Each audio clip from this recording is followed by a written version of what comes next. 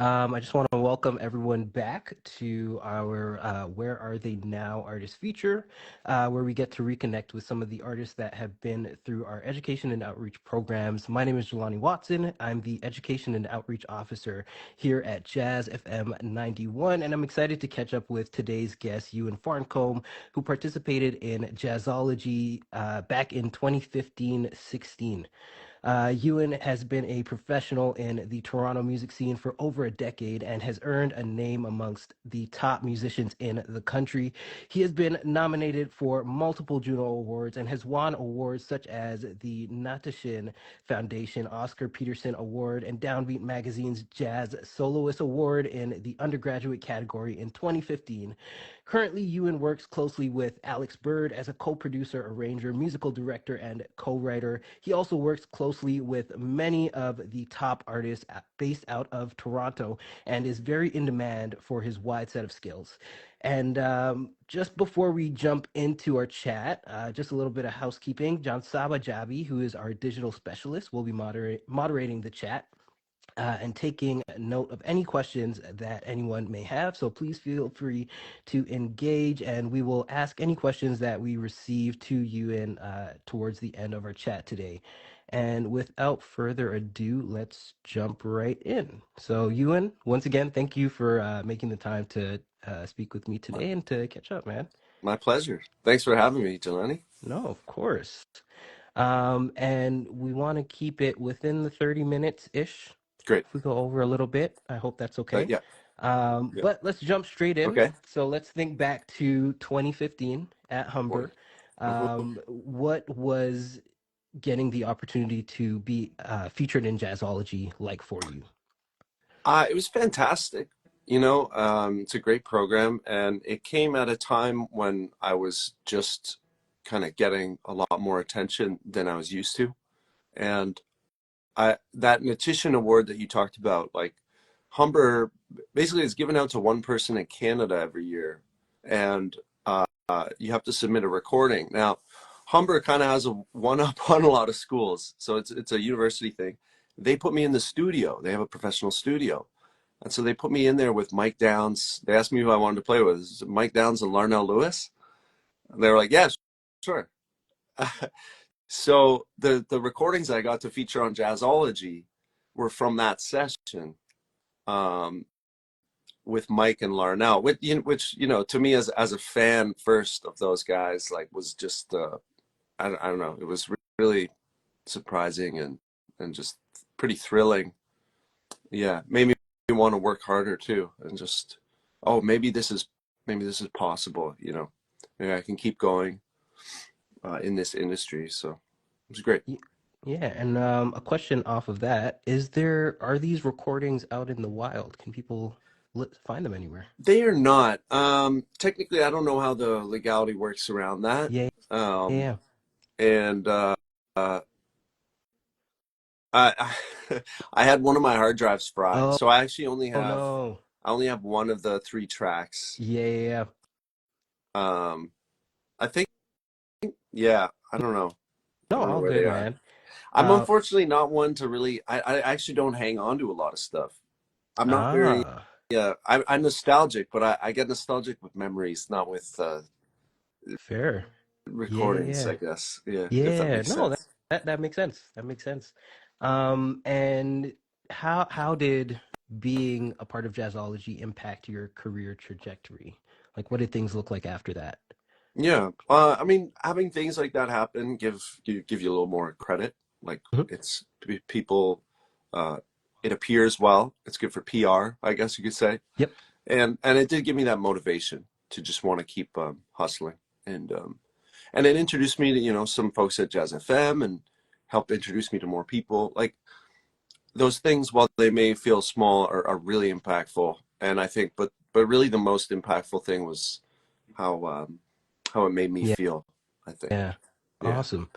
And you mentioned connecting with people at Jazz FM, and it's been over a decade since that a decade. A decade, I guess, technically.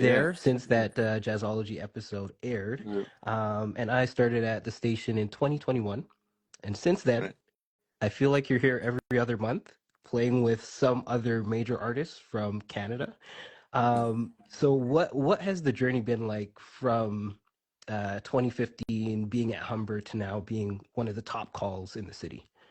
It's been interesting. Like worked a lot of different music, playing music with people, playing keyboards, piano, whatever you name it, um, and doing a lot of jobbing band stuff, wedding band stuff, and private gigs, and also playing with artists. Mhm. And along the way, learning how to better prepare for things and try to show up with the right kind of energy. And I've been really lucky, really, to have the opportunity to play with a lot of great artists. Um, and over the years, it just kind of like slowly goes like this. And so both in my skill set and what I can bring for people, what I can provide, um, and also just in terms of people's awareness of me and like their confidence in my abilities. So yeah, no, you get more calls and over time, and I try to tell my young musician friends, just keep at it, right? And like time great um, is a great thing. With consistency and showing up, you can get a lot of things done. So I think, yeah, it's progressed in a great way. And all the first, I was telling someone this the other day, like all the first gigs that I got, and I think that most people get, you're a substitute. In the beginning, you're never the first call, and that's great. And that's a good place to be because that's the first step, and then eventually, um, you know, you get to be a member of bands, and you get to be more of a founding member of a band or a group or help in different ways. And I went from playing a lot as that's my only thing to more musical directing, producing, writing with folks, and trying to be more of a collaborative and helpful participant, because I realized from gigging that I think a lot of artists really need a little help because it's hard to do these things without a team. And so that also helped me get connected with a lot of artists. I love going to Jazz FM. Like every time I get to play that piano, and the team there is so wonderful. Like so I just feel so lucky that I've been able to be there as often as I have, and see you guys, and I'm such a fan of the artists that Mhm. I've gotten to play there with. Yeah, it's just Yeah, and it's yeah. always a pleasure to have you here, man. Um, if I can, I'd like to jump back Mhm. to Humber. Sure. So you're among the rare musicians who went to music school and didn't finish. What I sort did. of prompted that? Yeah, it's funny because it really I can pinpoint it a bit. Like Yeah. when I was in my third year, um, I was offered to go down to Mexico. Actually, in 2015. So as a couple of my professors who I won't mention were like, "Hey, do you want to come down to Mexico and do this festival during exam week?" I was like, yes. Yes. I would have to miss my exams." And Hmm. then that was like, oh, okay,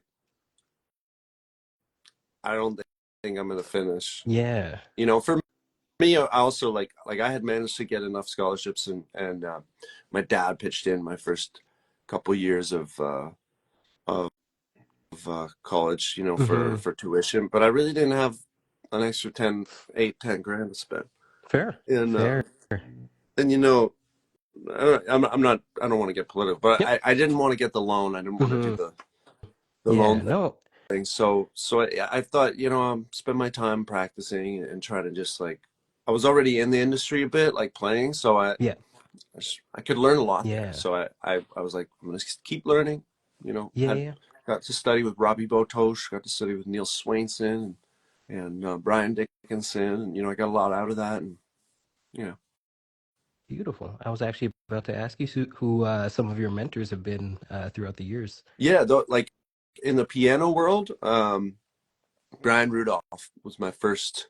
major influential piano teacher. He taught me for years, and he taught me a lot of what I know. Yeah. And Brian Dickinson helped me enormously, and Robbie Botosh as well, and Neil as well. I studied with them all in Humber. Hmm. Um, Roberto Acapinti is in a lot of ways a mentor to me because I've known him since 2015, and it's funny. 2015 seemed to have been an influential year for me, but Hmm. he's helped me a lot over the years, you know, and he's honest and he advises me when I have questions for him. He's there for me to talk to, and I really appreciate him as a mentor. And so he's still to this day is someone I look up to, and I look for advice. And more recently, you know, I find a lot of inspiration from Drew Jureka. We work pretty closely together, and he offers a lot of great advice.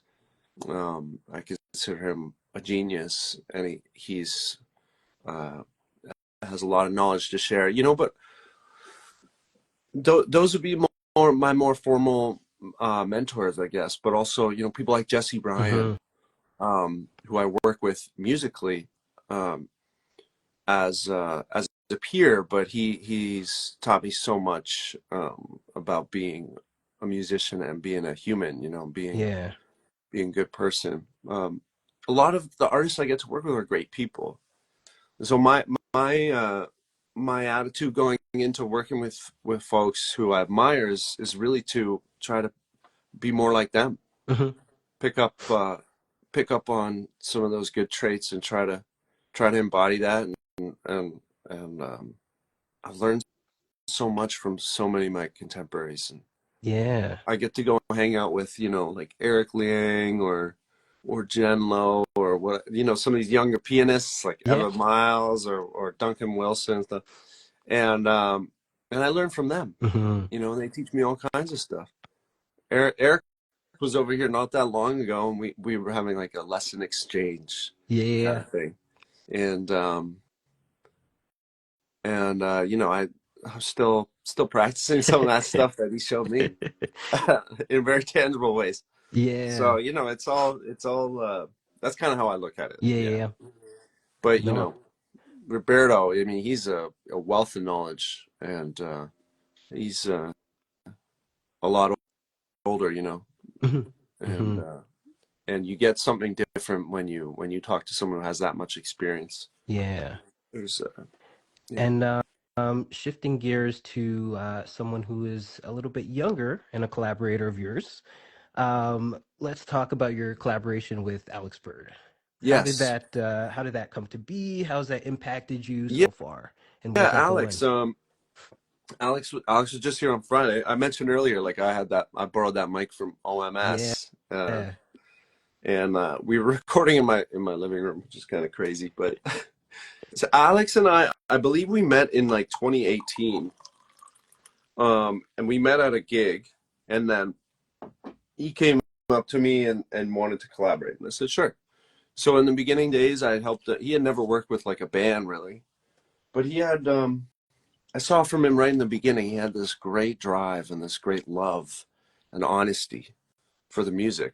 And so I was really into it. So I helped him put together his first bands and talk to him about how the industry works a little bit and, you know, how to get the best out of your musicians, you know, pay them, stuff like that, you know, and just we would hang a lot, talk about all this stuff. And we started writing music together and we started performing locally in town.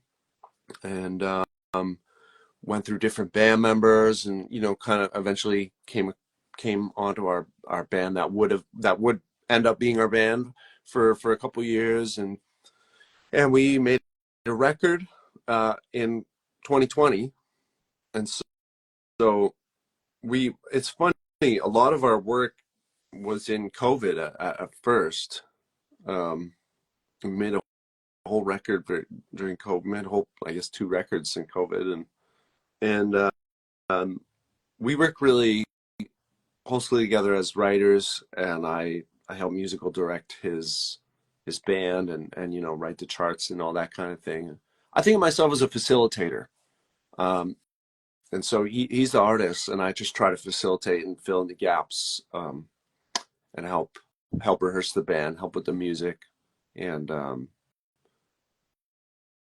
and we've been lucky enough to release, I think we did, what, 4 records, and we have another EP.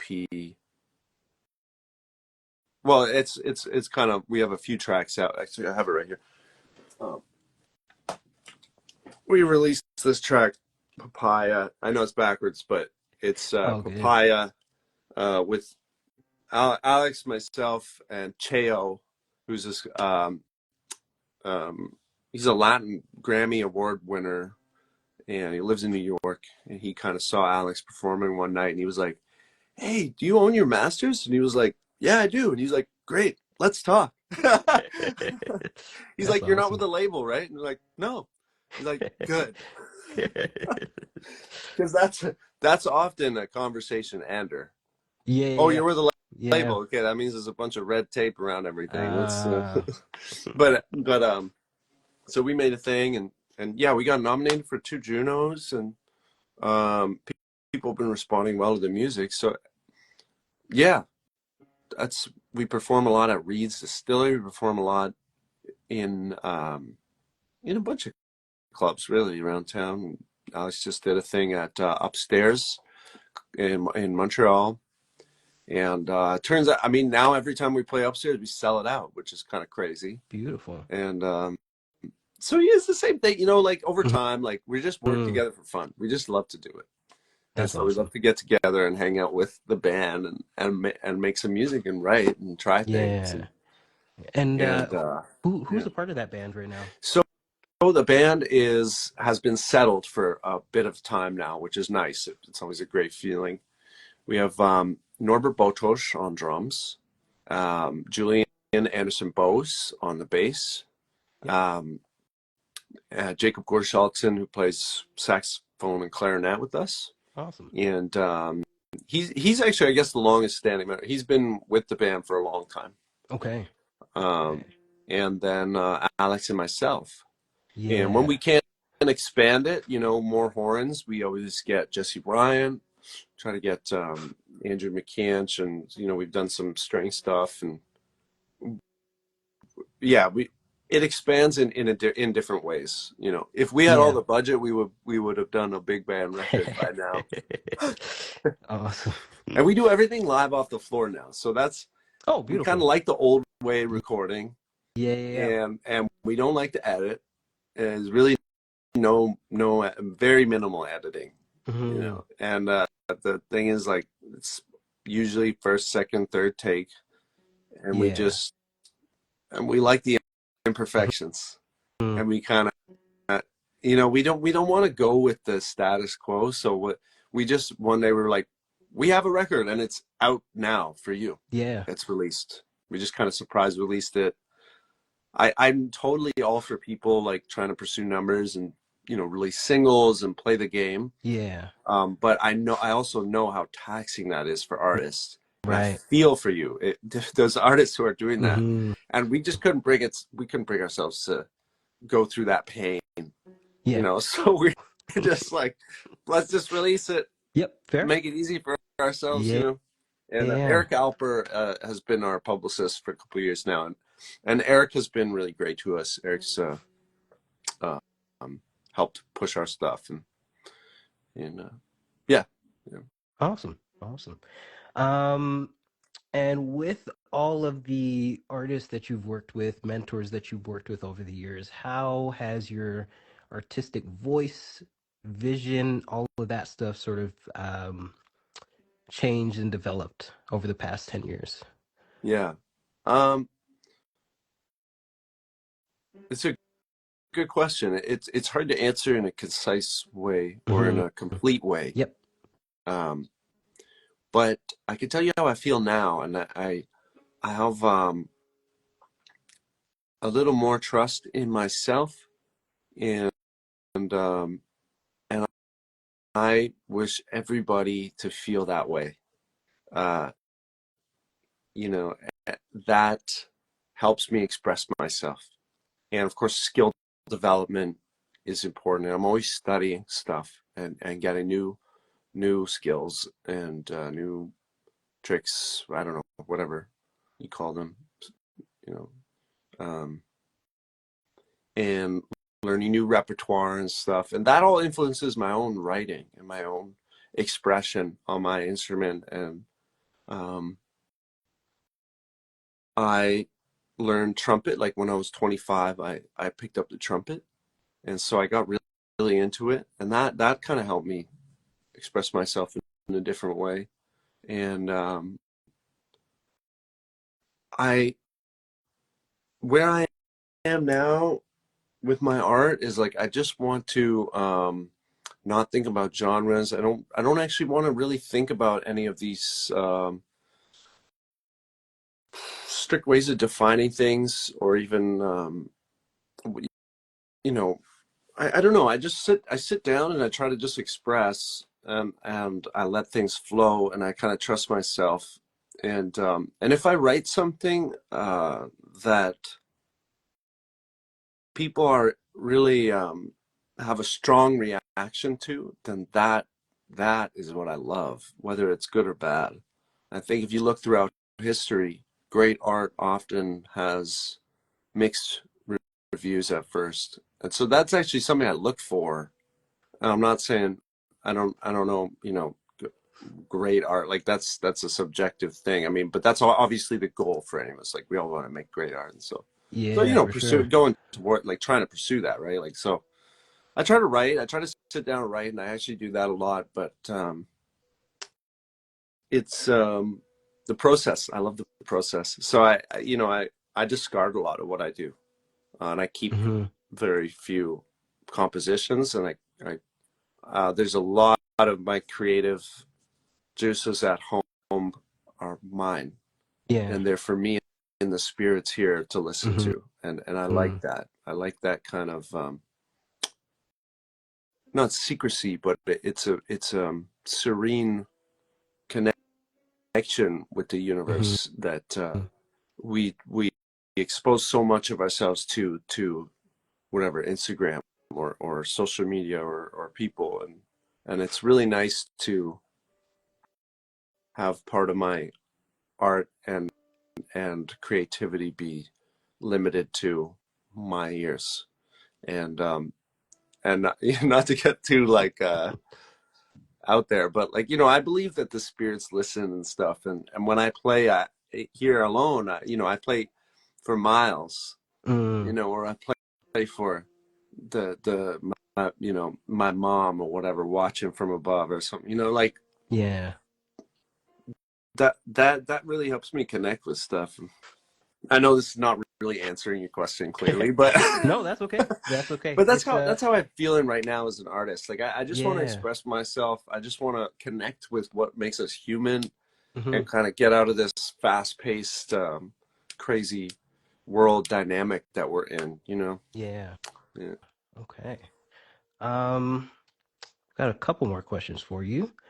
Where do we want to go from here? Yeah. Okay.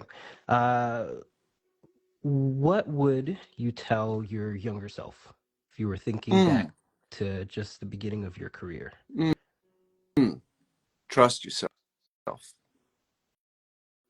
Stay humble. Ask a lot of questions. Be the worst the, musician in the room, and but trust yourself. Hmm. I think at least where I'm at right now, I realize, like, it took me many years to realize that I was on to something back then. Just personally speaking, just that I had ideas about things and I was convinced otherwise. And then years later, I realized, well, I think for me, I was right about that. I think trust in your soul. Yeah. I like to say No, that's that beautiful. to younger people too, because there's a lot of discouragement that people experience, Hmm. and I see such beauty in these young folks who have this innocence and this great art that they're producing. And I think of them just as great as the next person. I don't, and I like to see them empowered. Yeah. And I think I was really shy too, and I would that's what I would tell myself probably. Yeah. Yeah. Yeah. No, I can resonate with that. The your last piece of advice, which is be the worst musician in the room, that's something I hold to very dearly. The flip side of that is trusting yourself to be in those situations. Yes, That's exactly, yeah. exactly. So I love that. Yeah. I love that. Awesome. And I don't want to put you in an awkward position of asking you who your favorite artist is to play with. But can you let us know about some of the artists that you'll be playing with in the near future? Sure, sure. Well, okay, I'm playing on. I know again it's backwards. I have my Sellers and Newell cup here. I Awesome. don't know if you can hear that. Yeah, my Yeah. Sellers and Newell cup. It's a great bookstore on College and Grace. I'm playing there on Wednesday with my trio. Hmm. Um, and my trio shifts members, but this week it's I would say my OG trio, which is Davide Corazza on the drums and Ben Dwyer on the bass. And I'm really looking forward to that, and I love those guys, and I admire them. Doing some recording with Jesse Ryan. Hmm. We're actually rehearsing later today with a larger group. I don't know if I can say that much about it, but Jesse is always cooking up cool Hmm. projects, and he, for people who don't know Jesse Ryan and Fue Culture and the Kaiso Street Society, his these are projects of his. Like Jesse is trying to revive calypso in a way, and just preserve what is an oral Hmm. tradition. Calypso music and the tambourine tradition from Tobago, from Trinidad and Tobago, and I'm such a fan of that. He's doing all this research, all this preservation. A lot of the knowledge has already been lost. And I was talking to him on Saturday. He was saying, he estimates probably about 40 people in the world are in the tambourine tradition. The tambourine band is, um, has drumming, has singing, it has dancing. And it's really cool. The dancing influences the music. And actually, it's very much a conversation. Anyway, I digress. But I love working with Jesse, and that's coming up soon. So I love working with so many of the artists I work with. You're not really putting me on the spot because my honest answer, or you're not making it awkward for me because my honest answer is really I love working with a lot of the artists that I do work with. Um, I feel really lucky. I think I'm playing with Mark Kelso in a couple weeks at the Old Mill for his Mystic Isle project and the Antrim Coast record that we did um, that was nominated for Juno this year. We've been performing that a lot around, and that's really fun. And yeah, I'm gonna stop there because I can just keep Okay. going and Yeah. going and going. No worries. We had a question come in earlier, and it was, what are, let me see if I can remember it. What would be your dream collaboration, dream artist to collaborate with, whether they're still with us or if they've or whether they've passed? Ooh. Okay, well, off the top of the dome, I'll give two answers. Okay. Um, Baby Bach. Ah, Uh, interesting. but I don't know what that would look Yeah.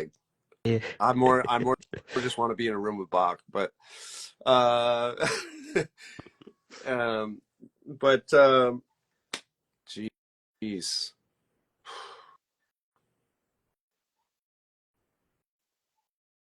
I would love to collaborate with Art Tatum. Ah, I don't know. okay. I don't know. Like it's a hard one to answer. Yeah, yeah, no, that's fair. It's interesting that you picked two pianists. I Yeah, do like, I love like 100%. duo piano albums. Yeah, it I could don't be know dual why. They're piano, yeah. could be. I mean, I like my first instrument's guitar. I Oh, played okay. bass when I was in high school at a lot of the blues jams. I would go around Yeah, yeah. and play bass, and I play a little bit of trumpet and whatever. I try to just know how things work a little bit so Fair, I can play them. fair, Because it's fair. really helpful as a producer. Like when I make tracks here on my own, like it's Yeah, helpful to. yeah, Yeah, I yeah, don't yeah. know. I love those. Like I love those. A lot of pianists come to mind, but then a Hmm. lot of like I don't know, like Papa Jones and I don't know, Paul Chambers or Yeah, something. Like yeah, yeah. that would be awesome. Miles, I guess. Mm, Miles would definitely be on. Miles is a big influence for me, and he's up yeah. there watching me and kind of judging me as I play, which is nice. Actually, I got right above. Let me see if I can. Right above Miles, and this is funny. This came with the apartment, believe it or not. Okay. That's Herbie, Oh, no way. and Aw- Herbie came with the apartment. He Awesome. stayed right there the whole time, and this is where that piano had to go, Yeah, and Miles just fit beautifully underneath him. it So was meant they're to kind of be. watching over me, Yeah. making sure I'm not wasting too much, you know, Yeah, yeah, insulting the piano. yeah. Yeah. Awesome. And just before I let you go, Mhm. where can people find you? Like, how do people stay up to date with what you're doing, the projects that you got going on, all Mhm. that sort of stuff? I'm notoriously hidden away. Yep. So I'm on Instagram and I advertise there, and you could check other people's posts that they tag me and stuff, and it is all pretty accessible if you're all right Hmm. with social media. I'm on Facebook too. I post there. Um, there's like Jazz in Toronto, Hmm. which is a great page for finding specifically jazz listings any day, every day, um, in Toronto. Uh, there's also a website called Music Crawler. Music Crawler. I don't think I've Music heard of that one. Crawler. Okay. Yeah, a lot of people don't know about this. Yeah. It's very cool. I consult it a lot because it collects listings for music, live music in Toronto, and it's really robust. It Mhm. and it uses AI to. I know the guy who helped design it, and it's self-populated, like people contribute, and he's looking for things to add, but Right. it's also AI helps him find Oh, listings and stuff, awesome. and that's less constricted to just Yeah. jazz. But you can find shows there, and Google's great, and I don't have a website actually, so Okay.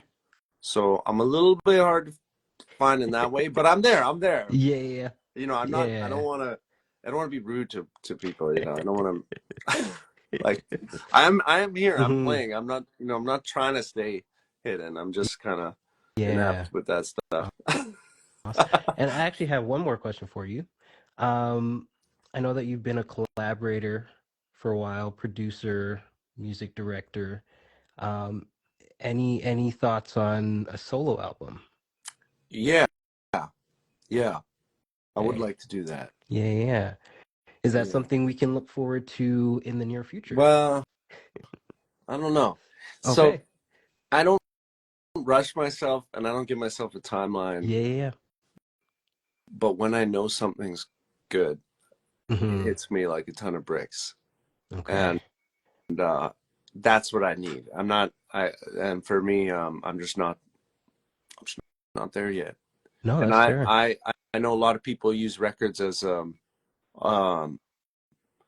an account of what they did. You know, you can Hmm. listen to someone's life through their records, but I don't really care about that in the same way. Yeah. I don't care about having some legacy from my 20s to illustrate how I played my 20s. Like, Hmm. I put it out in the universe. That's what matters to me. But like to the ears in the rooms that I played and Yeah. stuff. But I just want to release a record of my own that